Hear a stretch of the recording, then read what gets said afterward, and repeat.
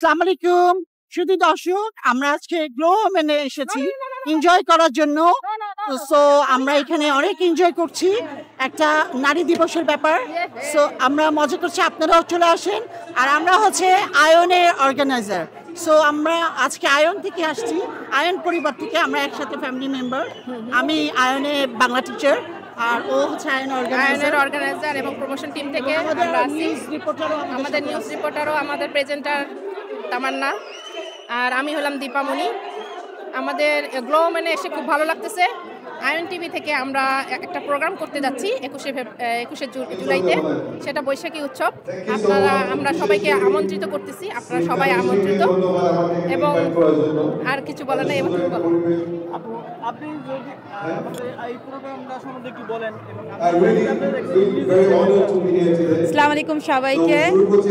আমরা নারী, আমরাও পারি, নারী শক্তির বিজয় আজকে।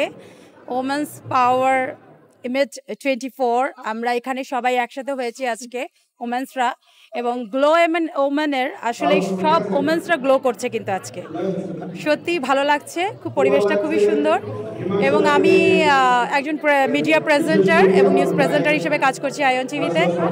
সো খুবই ভালো লাগছে, আমি এখানে আছি এই ওমেন্স পাওয়ারের সাথে, তাদের সাথে আছি, একসাথে কাজ করছি।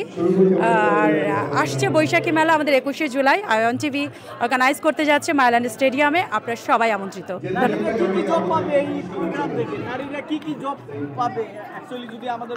নারীরা করতে পারে না এমন কোনো কাজ নাই, সেটা হলো বাংলাদেশে দেখা যাচ্ছে প্রাইম মিনিস্টারটা বাঙালি এবং মহিলা।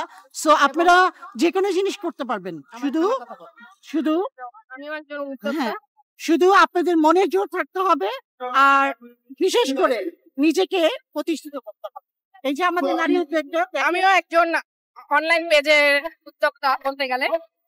আমার পেজ আছে, তো ছোটখাটো পেজ আমিও ট্রাই করতেছি ওমেন্স থেকে, যেন আমার পেজটা আপডেট হয়, আমিও কিছু করে দেখাতে পারি। দোয়া করবেন আপনারা। আর আমি বাচ্চাদেরকে বাংলা শিখাই, যাতে বাংলাদেশটাকে লন্ডনের মাটিতে তুলে ধরতে পারি।